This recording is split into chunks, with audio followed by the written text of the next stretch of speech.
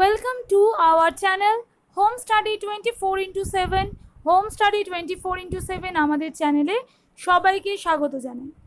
Today আমাদের topic হচ্ছে WBC, that is white blood sell. আমরা আজকে হোয়াইট ব্লাড সেল সম্পর্কে তোমাদের সামনে তুলে ধরবো। আমরা অলরেডি রেড ব্লাড সেল, তার বিভিন্ন রকমের ডিসঅর্ডার, এইগুলো সম্পর্কে আমরা পড়েছি। আজকে আমরা হোয়াইট ব্লাড সেল নিয়ে আলোচনা করব। প্রথমেই আমাদের পরিচয় দিয়ে দিচ্ছি, আমি speaker Sonali Ghatak and editor Anindya Bhattacharya. So let start today's topic, that is WBC or white blood cell. First of all আমরা একটু হোয়াইট ব্লাড সেল সম্পর্কে বুঝি। White blood cell account for only about 1% of your body. So আমরা দেখলাম কি আমাদের দেহে প্রায় বলতে গেলে আমাদের দেহে ব্লাডের 55% থাকে প্লাজমা এবং 45% থাকে ব্লাড সেল। এই 45% ব্লাড সেলের মধ্যে বেশিরভাগটাই ম্যাক্সিমামই হচ্ছে আরবিসি থাকে, খুব কম, মাত্র 1% of your blood is white blood cell, but their impact is big. কিন্তু তাদের কাজ হচ্ছে আমাদের দেহে অসাধারণ। White blood cells are also called as leukocytes. They protect you against illness and disease. Think of white blood cell as your immunity cell. In a sense, they are always at work. They flow through your bloodstream to fight viruses, bacteria, and other foreign invaders that threaten your health.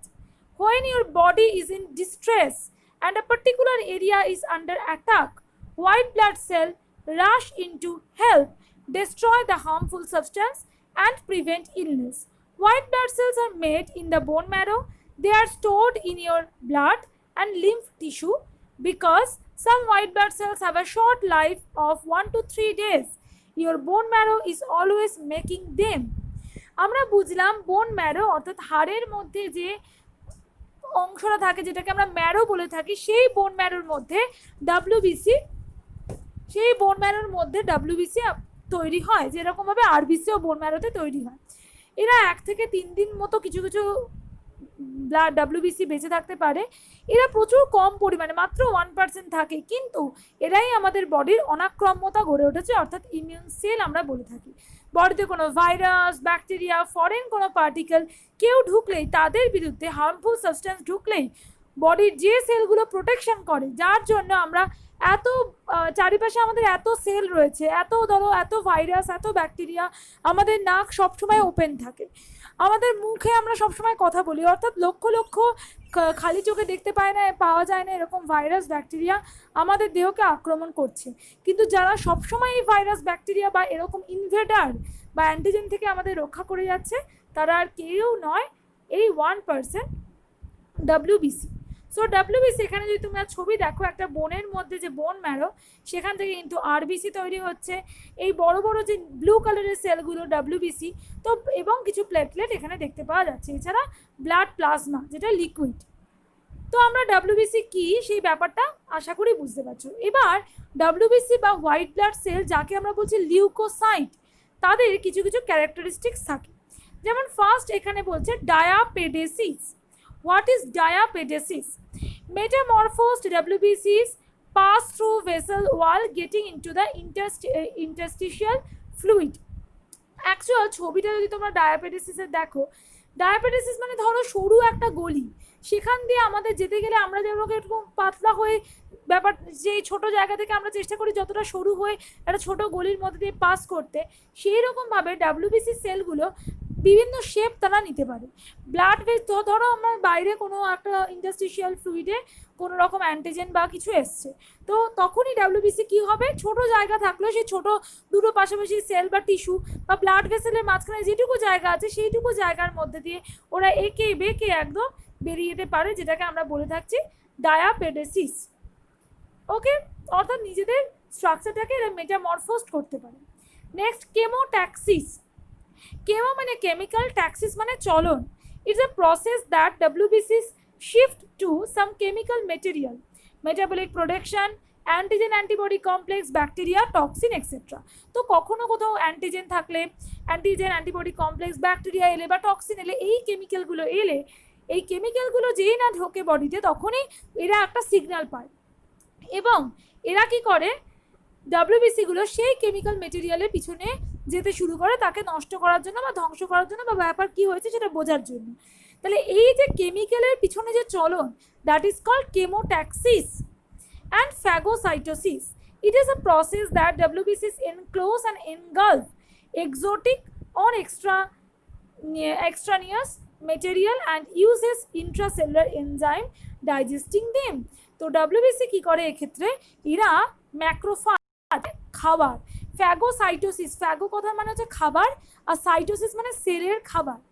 Sell কি করে, কোথাও কোনো এরকম exotic বা কোনো antigen দেখলে তাকে এরকম গিলে খেয়ে নেয়, এনগালফ করে নেয়, মানে তার অ্যান্টিজেন সমৃদ্ধ বা কোনো ধরো বদমাইশ এসে এরকম বসে আছে তাকে পুরো একদম গিলে খেয়ে নষ্ট করে দেয়, এটা হচ্ছে ফ্যাগোসাইটোসিস। তাহলে আমরা ডাব্লিউবিসির তিনটে পার্ট আমরা পড়লাম, that is diapedesis, chemotaxis and phagocytosis, যেগুলো এদের ফিজিওলজিক্যাল ক্যারেক্টারিস্টিক্স বলতে পারি। ওকে, নেক্সট আসছি ডাব্লিউবিসি, যাকে আমরা বলছি লিউকোসাইট। সেটা দু রকমের হয়ে থাকে, একটা আগ্রানিউলার অর্থাৎ ভিতরে কোনো গ্র্যানিউলস নেই, আর একটা সাইট হচ্ছে গ্র্যানিউলার অর্থাৎ গ্র্যানিউলস যুক্ত। তো গ্র্যানিউলার যেগুলো সেগুলো হচ্ছে নিউট্রোফিল, ইওসিনোফিল, বেসোফিল। এর মধ্যে নিউট্রোফিল সব থেকে বেশি, প্রায় 60 to 70% রয়েছে, আর আমরা দেখতে পাচ্ছি বেসোফিল যেটা 5 to 1% রয়েছে, এবং আমরা দেখতে পাচ্ছি ইওসিনোফিল যেটা 2 থেকে 4% রয়েছে। আর আগ্রানুলোসাইট অর্থাৎ যার মধ্যে কোনো গ্র্যানিউলস বা দানা যুক্ত থাকে না তাদেরকে আমরা বলে থাকি আগ্রানুলোসাইট। এই আগ্রানুলোসাইট যারা হয়ে থাকে তারা লিম্ফোসাইট 20 থেকে 25%, মোনোসাইট 3 to 8% এইরকম থাকে। আর তার মধ্যে লিম্ফোসাইট আবার T cell, B cell, natural killer cell, 3 টাইপের সেল তৈরি করে, যেগুলো প্রোটেকশন সেল হিসেবে আমরা বলতে পারি। তো আমরা দেখিনি যে কেমন দেখতে। গ্র্যানিউলোসাইট মানে কি, ভিতরে দেখো দানা দানা দানা দানা যুক্ত গ্র্যানিউলস। সাধারণভাবে নিউট্রোফিল কি করে, phagocyting a bacteria and other pathogen, neutrophil গিলে খেয়ে নেয় ব্যাকটেরিয়া বা প্যাথোজেনকে। এবং দেখো এর যে নিউক্লিয়াসটা মাল্টি লোবড হচ্ছে, 1 2 3 3 বা 5 এরকম multi lobed structure. Eosinophil control mechanism associated with allergy, allergy হলে অর্থাৎ কোনো ধরো ভাইরাস, ব্যাকটেরিয়া বা অ্যালার্জেন কিছু ঢুকলো বডিতে, যে অ্যাক্টিভ হয়ে যায় তাকে বলছে ইওসিনোফিল। ইওসিনোফিল অ্যালার্জির ক্ষেত্রে ইউজ করা হয়। তাহলে সেটা দেখো পুরো হেডফোনের মতো দেখতে, দেখলেই বুঝতে পারবে। বেসোফিল, বেসোফিল হিস্টামিন ভর্তি, এটাও কিন্তু সেই হিস্টামিন, হেপারিন জাতীয় মলিকিউল দিয়ে তৈরি হয়, এটাও সেই অ্যালার্জির কাজে ইউজ করা হয়। লিম্ফোসাইট, লিম্ফোসাইট কিন্তু যেটা টি সেল, বি সেল অর্থাৎ আমাদের ইমিউন সিস্টেমের একটা মূল ভিত্তি তৈরি করে লিম্ফোসাইট, এবং যেটা মোনোসাইট হয় সেটা পরবর্তীকালে ম্যাক্রোফাজ তৈরি করে পুরো অ্যান্টিজেনটাকে খেয়ে ফেলার ক্ষেত্রে সাহায্য করে। তাহলে এবার আমরা একটু গ্র্যানুলোসাইটগুলো নিয়ে পড়ি। প্রথমে চলে আসি basophil. Basophil granulocytes are white blood cells that have small granules containing protein. 3 type of granulocyte cell. প্রথম আছে basophil. These represent less than 1% of white blood cell in the body and are typically present in increased number after an allergic reaction. যখনই কোনো allergic reaction হয় তখনই basophil active হয়ে থাকে। Basophil আমাদের ব্লাডে, adult ব্লাডে প্রায় বলতে গেলে 1%-এরও কম অর্থাৎ 0.4% থাকে, এবং এদের ডায়ামিটার প্রায় 12 to 15, 12 থেকে 15 মাইক্রোমিটার হয়ে থাকে। এরা দুটো কেমিক্যাল রিলিজ করে, একটা হচ্ছে হিস্টামিন, একটা ইনফ্ল্যামেটরি রেসপন্স দেওয়ার জন্য হিস্টামিন, বা হেপারিনও কখনো কখনো নির্গত করে। এরা খুব few hours to a few days এরা বাঁচতে পারে, খুব কম বাঁচে, কয়েক ঘন্টা থেকে শুরু করে কয়েক দিন পর্যন্ত এরা বাঁচতে পারে। ওকে, নাও আমরা চলে আসছি নেক্সট, ইওসিনোফিল। আমরা আসি eosinophil. What is eosinophil? Eosinophil, these are responsible for responding to infections that parasites cause.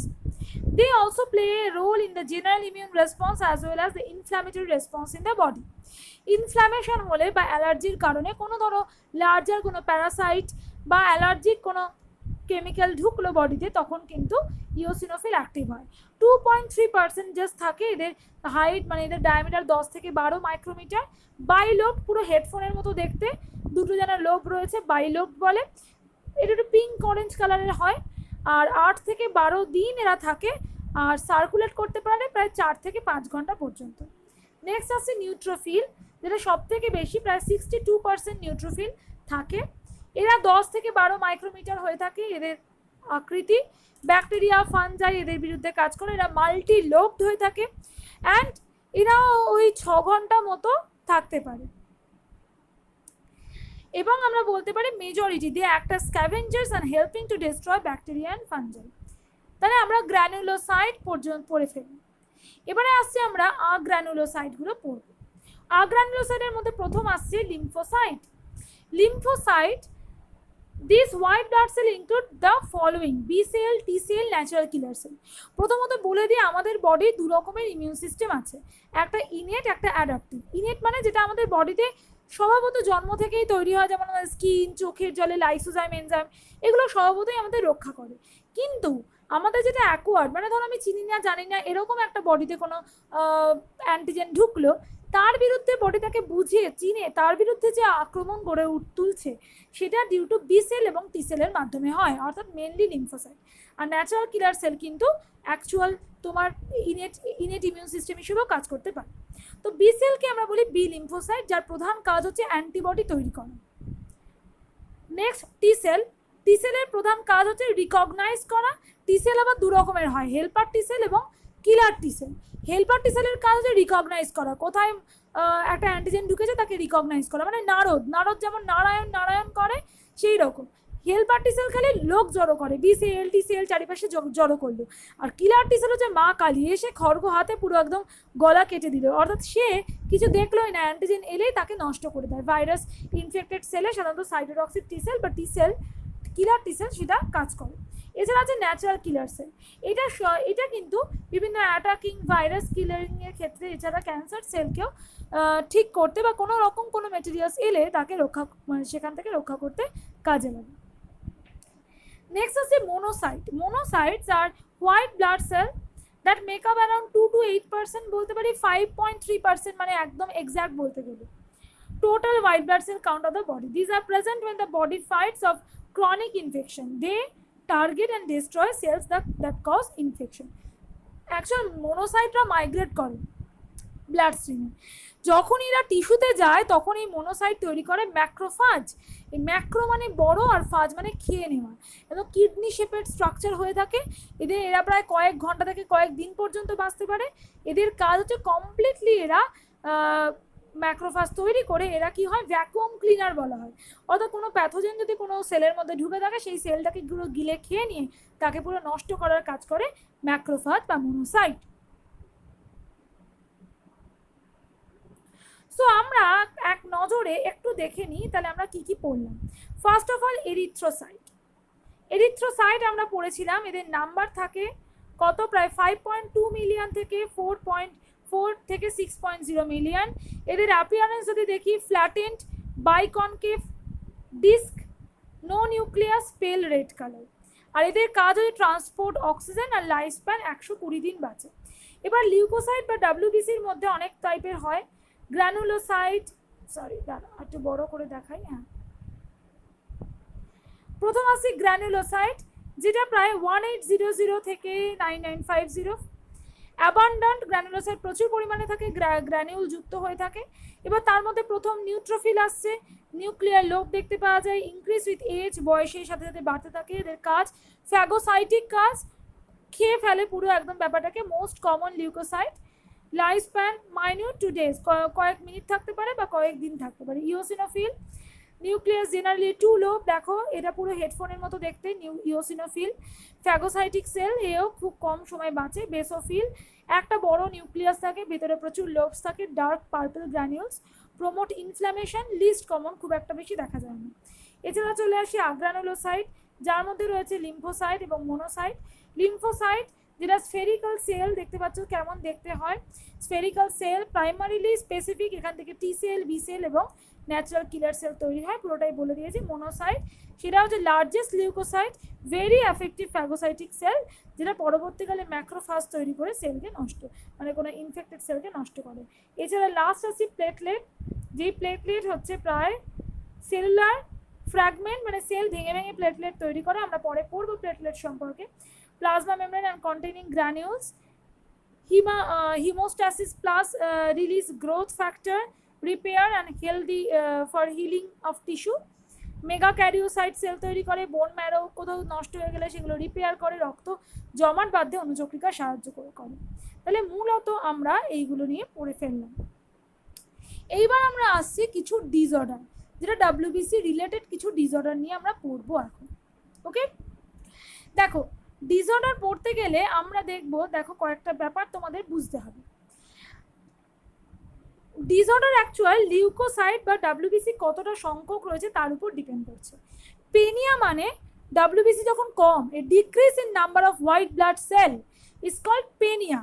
আমি যদি নিউট্রোপেনিয়া মানে নিউট্রোফিল যখন কম থাকছে, সেক্ষেত্রে কি কি হতে পারে? Congenital neutropenia, acquired neutropenia. Congenital মানে বংশগতভাবেই অত নিউট্রোফিল কম তৈরি হচ্ছে, আর অ্যাকোয়ার্ড মানে কোনো রোগের কারণে, যেমন ধরো সিভিয়ার ইনফেকশন, স্প্লেনোমেগালি, স্প্লিন হট করে বড় হয়ে গেছে, কেমোথেরাপি দেওয়ার জন্য, ড্রাগ বা টক্সিন বা বোন ম্যারোর কোনো ক্ষতর জন্য নিউট্রোফিল তৈরি হওয়া কম হচ্ছে, নিউট্রোপেনিয়া। নাও ইওসিনোপেনিয়া, পেনিয়া মানে কম, তো এক্ষেত্রে ইওসিনোফিল যদি কম থাকে তখন যে রোগটা হয় ইওসিনোপেনিয়া।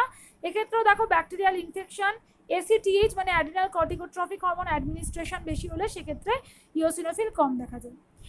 মোনোপেনিয়া, যখন মোনোসাইট কম থাকে পেনিয়া। তো হিয়ার ইজ সেল লিউকেমিয়া অর্থাৎ ক্যান্সার, কর্টিকোস্টেরয়েডস।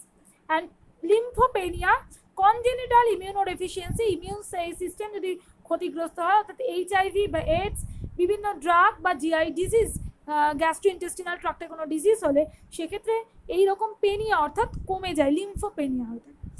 এবার ডান দিকে চলে আসো ফিলিয়া। ফিলিয়া মানে বাড়ছে, যদি নিউট্রোফিলের পরিমাণ দরকারের তুলনায় বেড়ে যায় তখন যে ডিজিজগুলো হয়ে থাকে নিউট্রোফিলিয়া বলছে। এবং সেটা কী কারণে হতে পারে? Infection, trauma, tissue destruction, corticosteroid হরমোনের জন্য ফিজিওলজিক্যাল কোনো স্ট্রেস, ফিজিক্যাল এজেন্ট, সে কারণে হতে পারে। ইওসিনোফিলিয়া মানে ইওসিনোফিল যখন বেড়ে যাচ্ছে। Hyper sensitivity, hyper sensitivity reaction মানে তোমার যেটা দরকার নেই, কারো কারো দেখবে যে একটু চিংড়ি মাছ খেলে অ্যালার্জি হচ্ছে, ডিম খেলে অ্যালার্জি হচ্ছে, কিন্তু যাদের, অনেক মানুষের হয় না, অনেক মানুষের হয়, তাহলে যাদের ক্ষেত্রে হয় তাদের ক্ষেত্রে যে অবস্থাটা তাদের বডিতে রয়েছে তাকে হচ্ছে hyper sensitivity. Due to eosinophil খুব কম থাকে, সেটা যদি বেশি পরিমাণে থাকতে শুরু করে সেক্ষেত্রে এটা হতে পারে। Drug therapy, pulmonary disease, parasitic infection, myeloproliferative disease, কোনো মাইলয়েড সেলগুলো বেশি পরিমাণে তৈরি হচ্ছে সেক্ষেত্রেও হতে পারে।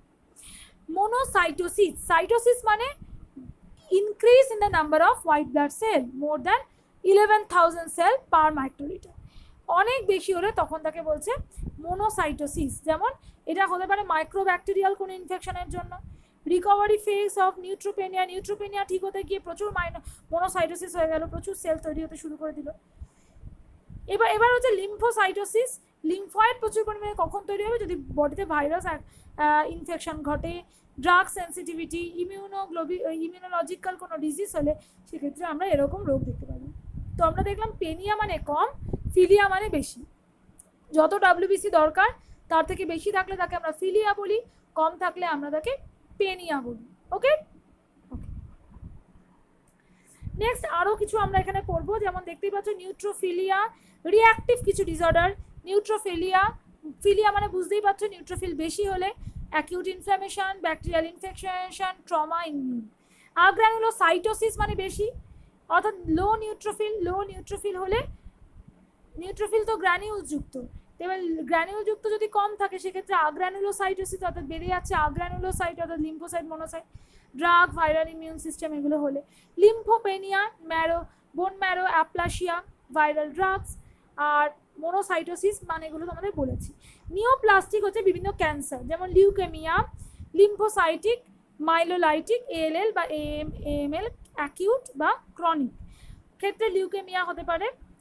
লিম্ফোমা সেটাও ক্যান্সার, হজকিন এবং নন হজকিন দু রকমের হয়ে থাকে। এছাড়া মাইলোমা, এছাড়া প্রি ম্যালিগন্যান্ট অর্থাৎ ক্যান্সারের আগের স্টেজ, সেখানে এমপিএস, এমডিএস প্রভৃতি দেখতে পাওয়া যায়। ক্লিনিক্যালের ক্ষেত্রে অ্যানিমিয়া, ব্লিডিং, ফিভার, বোন পিয়ার্স, অর্গানোমেগালি অ্যান্ড কমপ্লিকেশন বলতে marrow failure, bone marrow failure হলে এক্ষেত্রে এই সমস্ত দেখতে পাওয়া যায়। তো আমরা সাধারণভাবে কিছু রোগ নিয়ে আলোচনা করলাম যেটা এদের ক্ষেত্রে দেখতে পাওয়া যাচ্ছে, ডাব্লিউবিসি ডিসঅর্ডারের মধ্যে পড়ছে। আমরা এটা নিয়ে আর একটা ভিডিওতে কমপ্লিট ডাব্লিউবিসি ডিসঅর্ডার নিয়ে তোমাদের আরও সুন্দর করে ব্যাখ্যা দেব। তো দেখো এই চারিপাশে ছোট ছোট লাল লালগুলো হচ্ছে আরবিসি, আর বড় দুটো যেটা মাল্টিপল লোব যুক্ত দেখো এটা নিউট্রোফিল। প্রচুর লোব এরকম টাইপের মাইক্রোস্কোপে দেখতে হয় ডাব্লিউবিসি সেলগুলো। আমি জাস্ট নিউট্রোফিলটা তোমাদের সামনে তুলে ধরলাম কীরকম দেখতে হয়। সো আজকে আমরা ডাব্লিউবিসি নিয়ে আলোচনা করলাম, আশা করি তোমাদের ভালো লেগেছে আমাদের টপিক। যদি ভালো লেগে থাকে অবশ্যই সাবস্ক্রাইব করো, শেয়ার করো, লাইক অ্যান্ড কমেন্ট করো। তোমাদের লাইক অ্যান্ড কমেন্ট আমাদেরকে মোটিভেট করবে এইরকম ভিডিও তোমাদের সামনে তুলে ধরার জন্য। Thank you very much, stay safe.